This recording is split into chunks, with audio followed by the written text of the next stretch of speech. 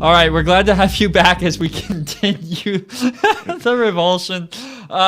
We're picking up actually right where we left off yesterday at a really pivotal part of the text. So, Clint, you want to take us away? Yeah, just a reminder, yesterday, as we moved into day 6 of creation, we pointed out that it's the only day that is split into 2 acts. So God has already created all of the animals, and yet the day is not over.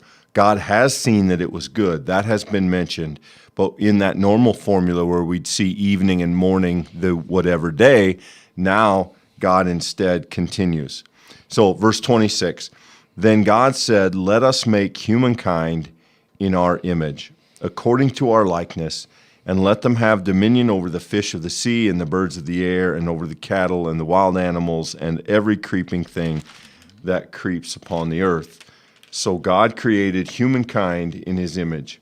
In the image of God, he created them, male and female, he created them. Why don't we stop there, Michael? So this first verse, verse 26, generates a lot of discussion. There is a lot of stuff packed into this, and you may or may not realize how much as you read over it. So the first very interesting thing is that we get a plural word, let us. And this is fairly discernible in Hebrew as in English. It's pretty clear when you're in the singular and when you're in the plural. And so this is a plural word. The idea that God speaks of himself in the plural. And historically, at least for Christians, that has been a kind of nod in the direction of the idea of the Trinity, the Father, Son, and the Spirit. We've looked back to verses like this, and we've read into them part of our understanding, informed by verses like this, of what it means that God is 3 and God is 1. In the Hebrew, it may be more expansive. It may be more the idea that God is with perhaps the heavenly host, something along those lines. But clearly, it is a fascinating piece in the text that there is a reference to a multitude, or at least a variety, as God speaks ostensibly to himself, but not in the singular. Yeah, and this is a problem. It may not seem so much like a problem to us as we do turn to the Trinity as this sort of Christian reading looking backward. But scholars point out here that this could go a few different ways if you're looking at this from the original author's perspective. There could be this idea of maybe a heavenly court. We get that in some of the other Old Testament books, this idea of God consulting with this sort of larger group of heavenly beings. We also have that idea that maybe this is just an attempt of sort of displaying God's contemplation. You know, there's lots of ways that one could tease this out. But the point here is that there's been a not so subtle shift, to be honest, away from a kind of impersonal reflection, not completely impersonal, but the force of it is third person, to now a first person proclamation. This idea that this is now a work intrinsic to God's intention, intrinsic to God's person. And this is the beginning of pointing us towards the fact that what's happening now at the second part of this day is not only not like what came before it in the beginning part, but it's actually substantially different from all of the other days. We've begun to see a turn now in this tone and shift, and now we're moving closer towards what's unique about this day. The next fascinating thing is this phrase, in our image, according to our likeness. And, both Jews and Christians for the thousands of years that have come after these texts have pondered what it means that we are created in the image of God, in the likeness of God. We understand, or we've tended to say, though there have been fringes, we have tended to say that that's not a physical reading, that our bodies don't represent the physical description of what God looks like or something like that. So what does it mean, the image of God? What does it mean that we're created in that likeness? And some have said our capacity for moral choices, the idea that we have ethics, the idea that we have a spirit, as opposed to maybe the animal side of the creation, in which we have the ability to reflect, we have the ability to ponder, to look and search for meaning. But this has been, these little words, our image and our likeness, have generated, I couldn't even guess how many pages and hours of discussion and thought and conversation. And while there is generally consensus, there's really no period on what this means. We continue, I think, to live into and discover some of the depth of these words. Right, because this has been read in lots of different directions, that there's a sense that this gives license to human action and human freedom and agency, because if we're creating God's image, then what does that enable humans to do? That humans can create in a similar but more limited way as God created everything, in the most absolute and perfect way. There's a sense in which, though, that this question of image is also difficult because, and I don't want to go too far in the weeds, but Christians have interacted with different philosophies, whether that be Plato or whether that be Aristotle, and there's different images of, when you think about image from the Platonic sense, there's a very specific definition of what that image might be, what a perfect sort of existential thing out in the universe would be, as opposed to a more Aristotelian sort of on the ground kind of thing. And I won't dive into that very deeply, just other than to say that when you talk about the richness here, Clint, like you mentioned, what we need to recognize is what's at stake in this question of image isn't just a question of sort of understanding what it means. It's an understanding of who we're intended to be. What does it look like to bear the original image as God intended it? We know that that's going to change in very short order, but yet, even though sin does come into the world, we know that from its very conception, there was something of God's perfect intention built into the reality of humanity. And so therefore, sort of teasing that out is essential to our understanding of what it means to be redeemed, what it means to be those who live on the other side of sin as God works that out in God's plan. So there's a lot here that you might not initially think of. Yeah, and this has been important to Christians. There's this Latin phrase, imago Dei, which literally means the image of God.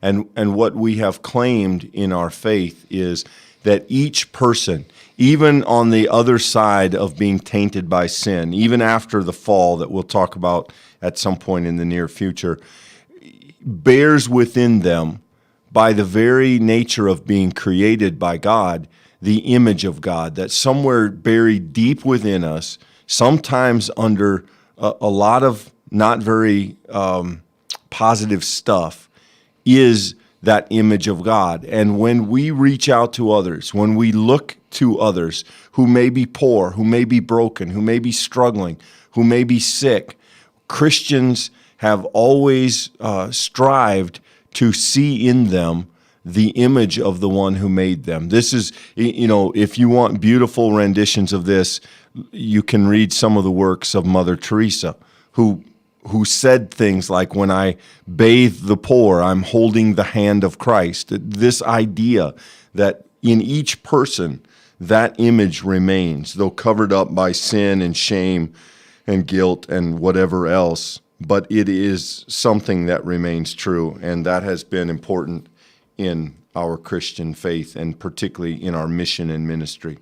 The third thing here that is has generated a lot of conversation: let them have dominion over the creation, the fish and the birds and the cattle and all the animals and everything.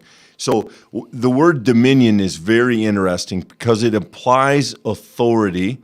It applies almost a kind of a picture of subduing, of struggling against, of controlling, and this has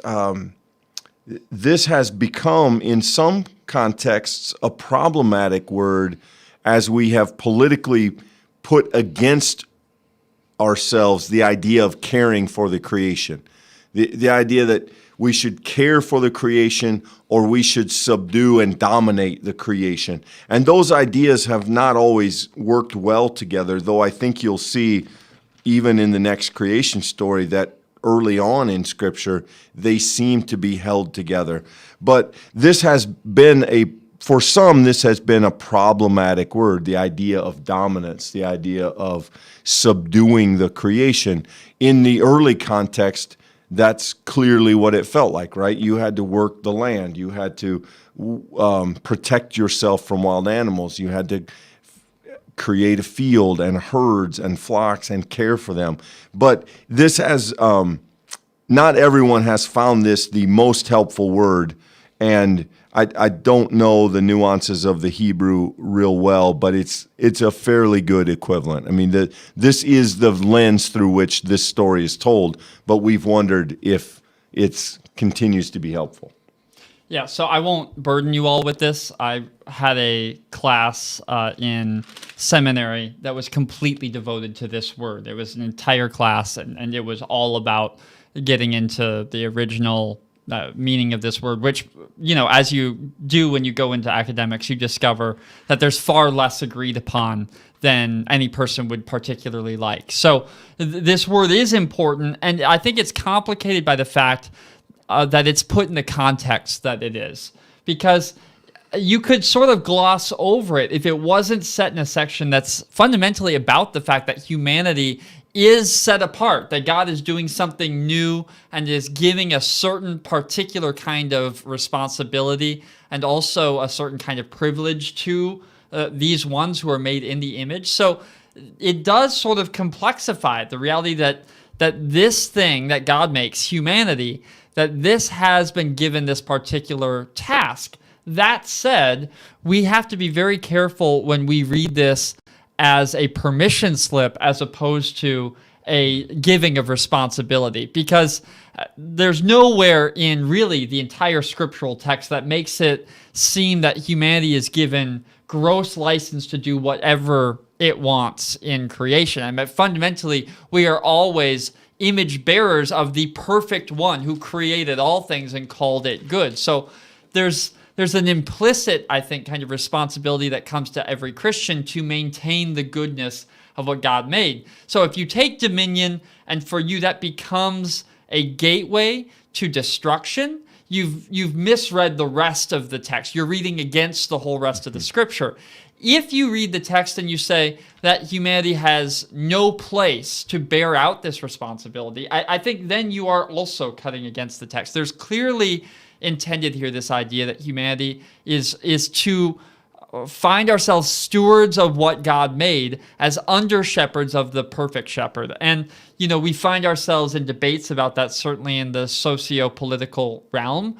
But fundamentally, I don't think there's a lot of disagreement that these two things have to be held in tension as Christians reading this text. Yeah, I think, maybe fundamentally a word like oversight is a good equivalent there, something like that. But clearly, if you're heading down the road throwing out garbage wherever you want and saying, doesn't matter, I have dominion over the earth, you've not understood the creation narrative and not understood our role as stewards of the good gift that God has handed to our care and caretaking. Fundamentally, that's what Adam is going to be, caretaker. So the only thing we'll finish with here is verse 27. Notice that in this first story, the creation of man is abbreviated. Like everything else, God created humankind in his image. In the image of God, he created them. Male and female, he created them. So this is a condensed, it's often seen to be a condensed version of what we'll look at in the next story as an expanded story. But here, they're created simply, again, created at the will of God, and male and female created essentially simultaneously, or at very least, their creation is told as such so that they arrive in the story at the same time. And that's a little bit different when we get to the expanded story later. Yeah, and this actually plays against the stories we've had thus far, the days rather that we've had thus far, where it says after their own likeness. Here we have male and female. So not only do we have a shift in the pronouns, to the singular pronoun for God, in our image, we also have this idea that here we have the male and the female. And in a text that we've already pointed out, all of this separation, all of the orderliness, that is striking that here it's named specifically. Once again, there's a sort of order that's envisioned of the way that God made not just the natural things, but there's an ordering within those natural things. And there's a beauty in that, a kind of a put-togetherness by an eternal heavenly engineer of making things so that they fit together in the appropriate way. And we get to this last act of creation, and both genders are named specifically with that sort of ordering in mind. Yeah, and so we will continue with that because God then has his first interaction with the humans. As we finish this story, we'll do that on Monday, probably get through this story, and then we can move on to conversation about the second story. But at this point, men and women are on the scene, and we are about to find out their role and their place in the creation. So thanks for joining us. Do you have anything else, Michael? I was only going to just, we'll dig into this more. We're about to finish this chapter. We'll finish this early next week. What's striking to me, Clint, is how little there is here in terms of actual blueprint, right? What we would want in a creation story, we're already wanting to some extent here. Like we're talking about God's masterful creation. We're getting to sort of the apex of what God's doing.